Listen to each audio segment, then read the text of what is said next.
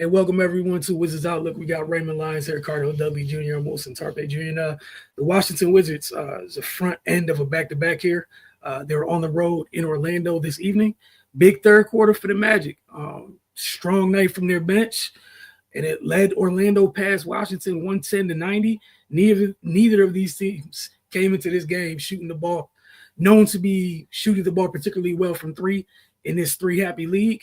That said, I think Orlando got off to a 19-4 run in the third quarter that cracked open the game, and then we saw Anthony Black and company. I think Anthony Black had 11 of his 23 in the fourth quarter to make sure that lead stayed what it was for Orlando. To move to 29-30 as they try to get back to 500. You know, they were missing two of their big guns for a while with a different grades of oblique injuries, and with Washington, had some folks out tonight. No Sarr, no Middleton. No Smart. That said, Ray, we'll start with you then, Cardell. What happened in Orlando this evening? Yeah, man. Wizards still suffering from the third quarter blues. This has been a theme as of late.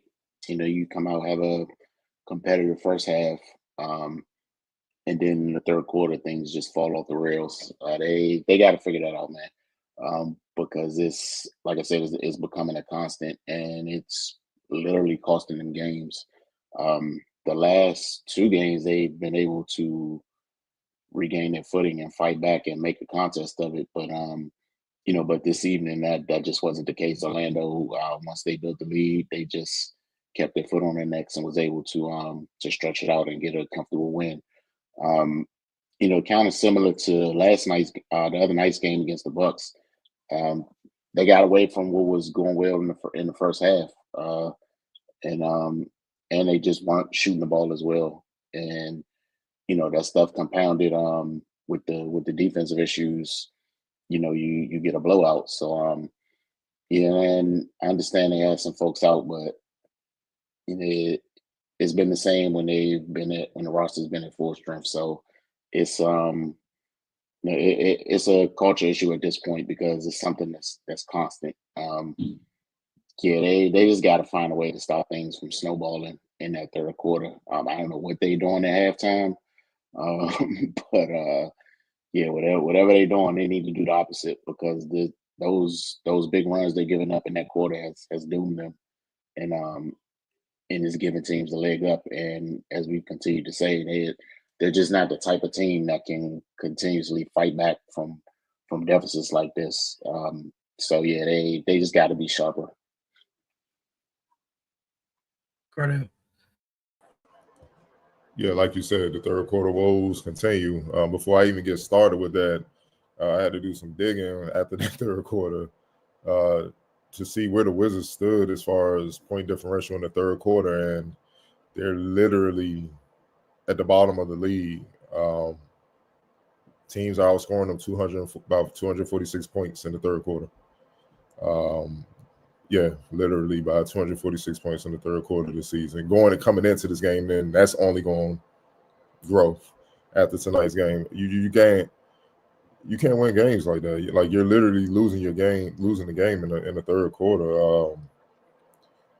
First half they fought.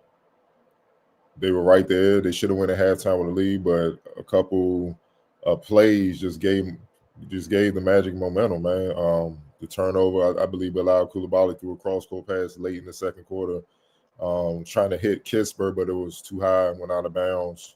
Kispert was wide open. That could have been a shot. Bub came down, trying to get a 2-for-1. He missed it. They came right back, got a quick layup. And then Franz Wagner got a quick layup, cutting back door. And then, Kispert missed a, shot, Hail Mary shot. But those type of plays gave the Magic momentum. And I was kind of worried about that because, again, of their third quarter woes, how would they respond coming out in the third quarter? And obviously they didn't respond well. Another thing that was noticeable in the first quarter, it was so physical. The Magic were also playing sloppy. Let's call it what it is. The Wizards was fighting. They were fighting.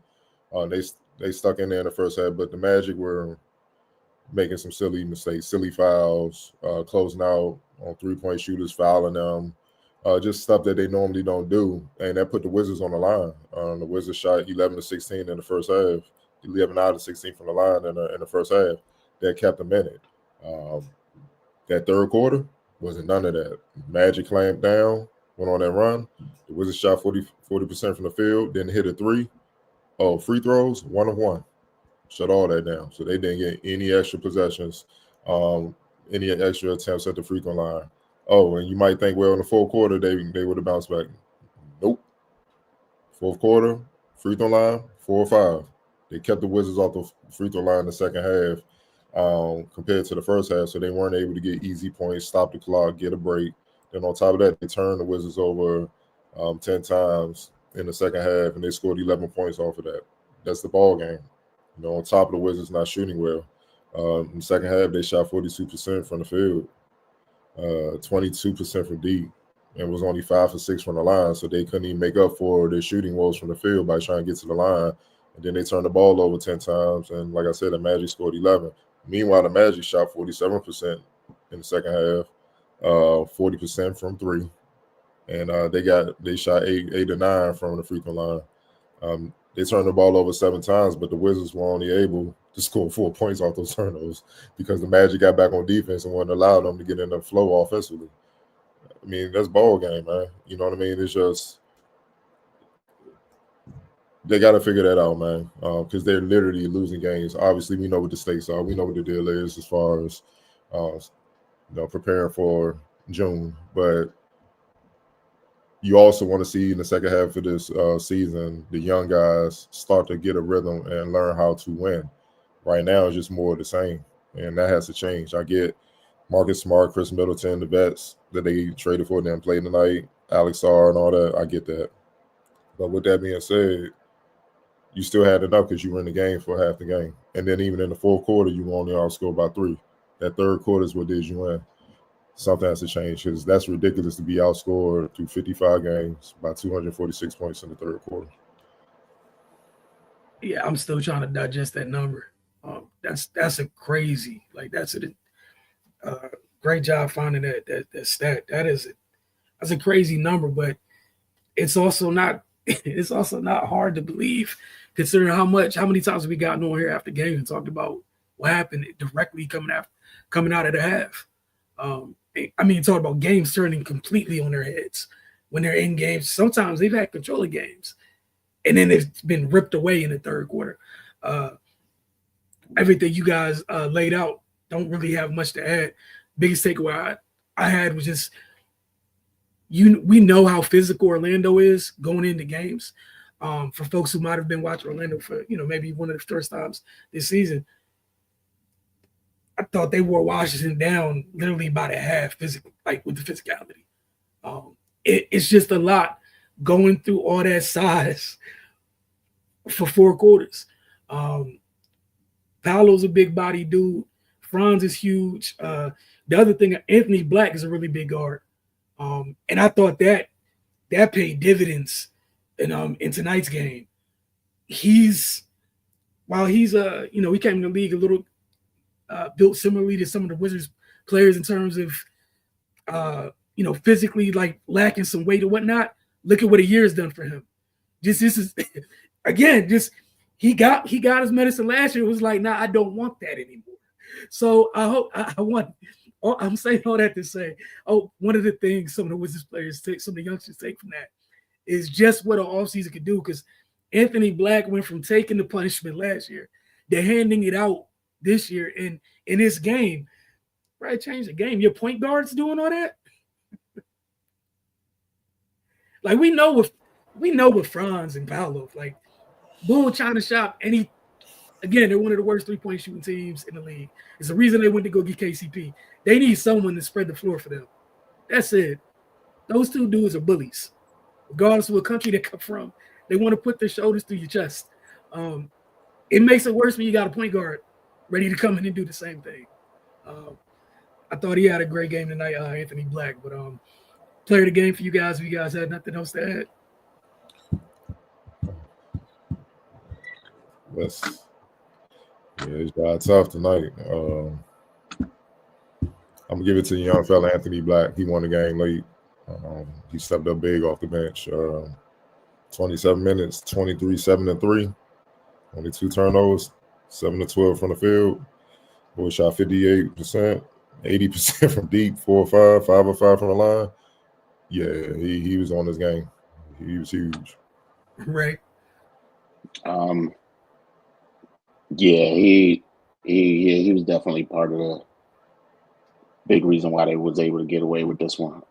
You pointed out what he did in the fourth quarter, because yeah, like you said, sometimes the Wizards can't get back into it, but yeah, he said none of that, and yeah, just his physical dominance over the game. That's crazy to see that coming from him. Yeah, the Wizards they just wilted under pressure, to be honest. All right, X Factor for you guys. I thought Gogo Bataze, if that's how you pronounce the name, like he gave him good minutes. Almost finished with a double off the bench. 11 points, 9 rebounds, 3 assists, a couple steals, 4 or 5, just playing his role, man. Junkyard dog inside, 6'11", 235. He's one of the bigs you keep talking about. You was referring to. They throw bigs at you. They wear you down, and that's a big part of what happened tonight.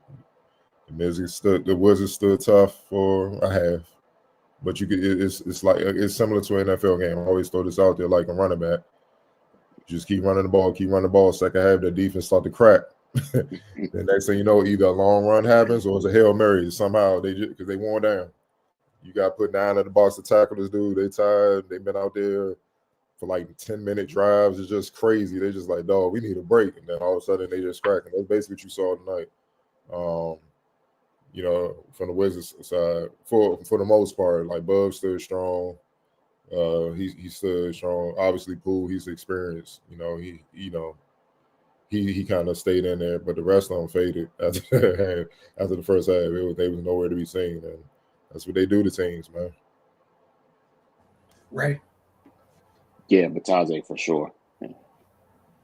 All right. Continuing, with the theme we brought up last Wizard recap, with just some through lines for teams when Washington's playing teams. So I had one for you guys tonight, just with Orlando. We know how, obviously it's a two-headed monster with Paolo and Franz. As they go forward, and they try to right their shit because, again, young team, 2 big dogs, been missing for most of the first half of the season. My question for you guys is, who do you guys think is capable of being that consistent third person for Orlando? You mean like as just a go-to guy, the scorer?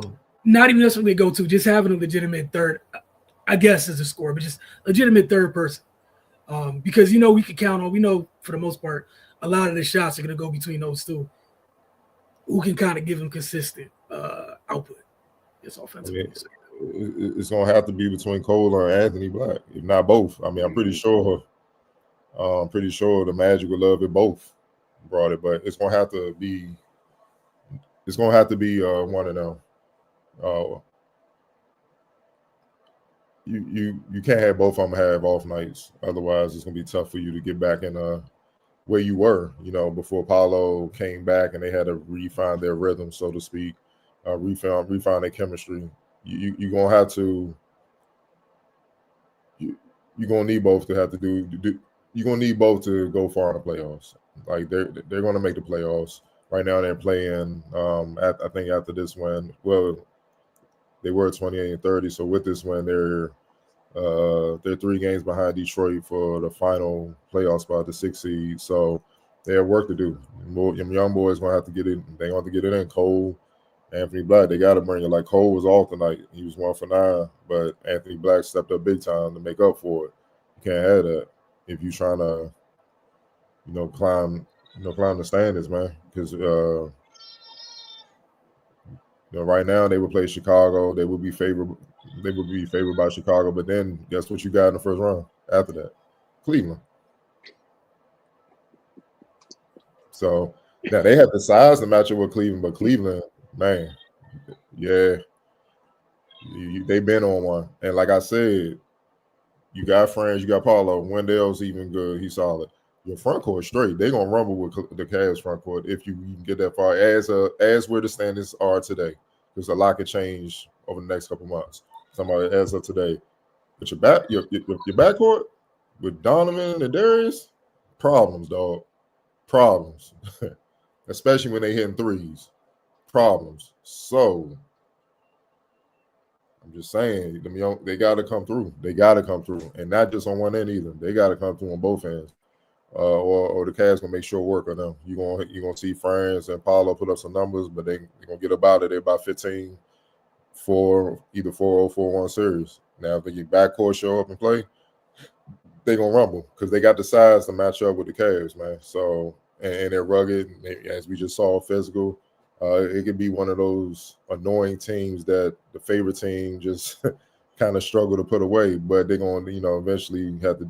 They eventually find a way, but yeah, man, you try to move up in the playoffs, man, so you don't have to go down that road. I think you much rather be, the middle of the pack. You have to deal with Detroit, Milwaukee, or the Pacers, than all right, we got to Chicago. Let's get them up out of here. And your reward, the Cavs or Boston. You're like, you know what I'm saying? That's tough. That's tough. Right. Yeah, no, I definitely agree. One of those guys or both, like Ardell said, is going to have to produce because when either one of them is on the floor, they're going to have the ball in their hands. They're going to be the ones making decisions, and of course, defensively, it's not an option. They're going to have to show up there as well. Especially how he laid out the scenario and what they'll most likely have to deal with in the first round. Like that's a hell of a backcourt. They just going to have to at least make it competitive. I don't expect them to match Darius and Donovan production, but they can't just get severely outplayed either. So yeah, man, I think if I'm not mistaken, they match up in the playoffs last year, and we saw how that worked out. Going into it this year, we, like you said, we can depend on Paolo and Franz. Anthony Black and Cole Anthony are going to have to make up the difference if they, plan to go far. All right, and just a reminder, folks, Washington, this is the front end of the back-to-back. They're home tomorrow night. Brooklyn tomorrow. Yeah. Those Brooklyn. So we will talk to you guys then.